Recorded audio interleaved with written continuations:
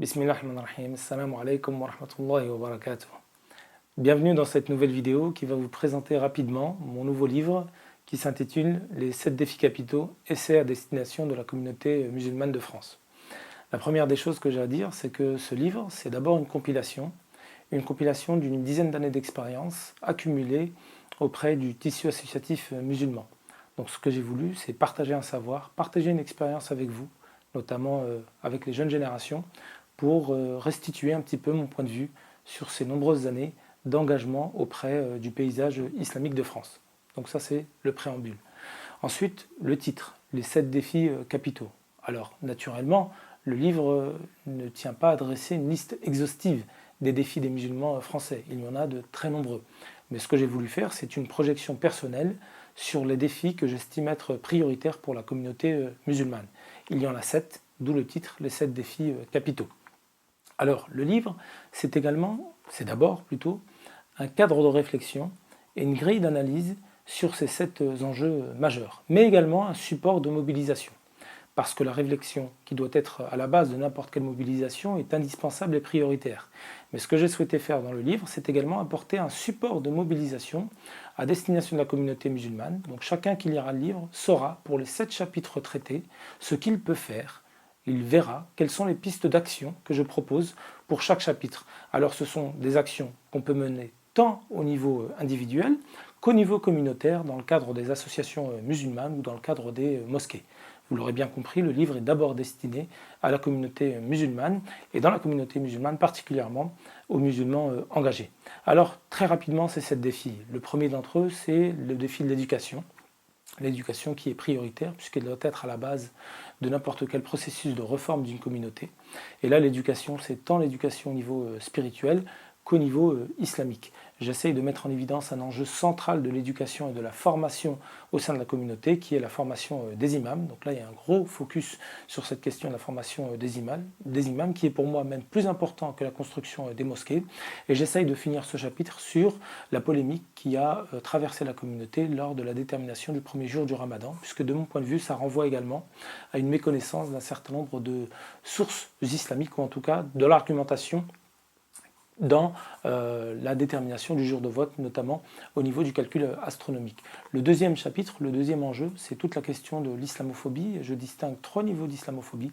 L'islamophobie diffuse, l'islamophobie médiatique et l'islamophobie politique. Pour chaque type d'islamophobie, j'essaye de décortiquer quelle en est la nature et quels sont naturellement les moyens pour pouvoir la contrer. Le troisième chapitre, c'est toute la question de la participation politique des musulmans. Donc c'est un sujet extrêmement sensible, mais également grandement d'actualité, puisque dans quelques semaines, nous avons les élections municipales. Et il y a 2 temps dans ce chapitre. D'abord, la légitimité islamique du vote, histoire de clore définitivement ce sujet qui parfois revient sur le devant de la scène communautaire, en disant qu'il n'est pas permis et qu'il n'est pas légal de voter. Donc j'apporte beaucoup d'arguments et j'essaye de déconstruire également les arguments de ceux qui disent qu'il n'est pas permis d'aller voter. Et la deuxième partie de ce chapitre, qui prend de longues pages, c'est répondre à la question pour qui voter. La sempiternelle question qui agite beaucoup d'associations, beaucoup de musulmans. Donc j'apporte également des pistes de réflexion. Je finis sur la désillusion du vote Hollande et sur les perspectives de ce qu'on appelle le vote musulman. Existe-t-il d'ailleurs, notamment pour les prochaines élections municipales et même après. Le 4e chapitre, c'est le chapitre lié à la question palestinienne, donc la Palestine, qui doit être également un enjeu important pour les musulmans de France, tant pour des questions éthiques, pour des questions humaines, également pour des questions religieuses. J'apporte une réflexion pour faire comprendre qu'il faut éviter de cantonner la question palestinienne à un registre de solidarité uniquement humanitaire, mais qu'il y a également les registres médiatiques et politiques qu'il faut convoquer pour être solidaire avec le peuple palestinien. Le 5e chapitre, c'est toute la question de la représentativité. Et après avoir déconstruit ce que j'appelle l'escroquerie Hassan Chalgoumi, de même que l'escroquerie du CFCM, du Conseil français du culte musulman, qui est un peu un gadget aux mains de l'État qui promeut ce qu'on appelle l'islam consulaire, j'essaye de poser le cadre d'une hypothétique instance qui ne soit pas représentative des musulmans, parce que ce serait un peu trop grand comme ambition, mais en tout cas qui puisse comme ça regrouper un certain nombre d'associations, d'acteurs engagés de la communauté pour pouvoir traiter de manière spécifique et efficace quelques problématiques importantes pour la communauté. Le 6e chapitre, c'est toute la question de notre appréciation et de notre rapport avec ce qui se passe dans le monde arabe, notamment dans le cadre des révoltes qui sont nées il y a maintenant 3 ans de cela.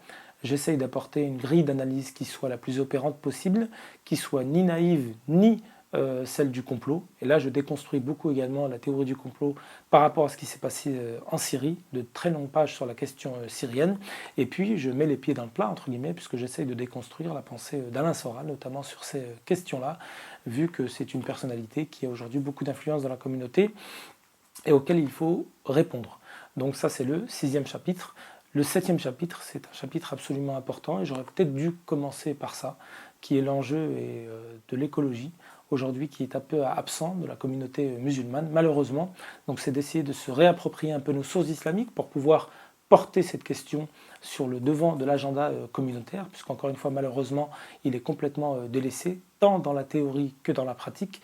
Et là, on ne devrait pas, je pense qu'on fait fausse route. Il n'y a qu'à se méditer un petit peu les versets du Coran et le souffle du message islamique pour se rendre compte que normalement, il devrait être mis en priorité des actions de la communauté. Donc voilà globalement les 7 défis capitaux, une présentation très succincte. J'aurai l'occasion de faire une tournée dans les différentes villes de France auprès de pas mal d'associations, de nombreuses mosquées, pour vous présenter cet ouvrage et ce qu'il renferme comme recommandation.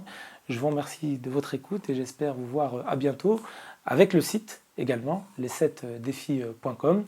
Pour pouvoir se procurer le livre, c'est une seule adresse, les7défis@gmail.com. Et puis j'espère avoir vos critiques constructives après la lecture de cet ouvrage. Merci, barakallahu fikum, wassalamu alaikum.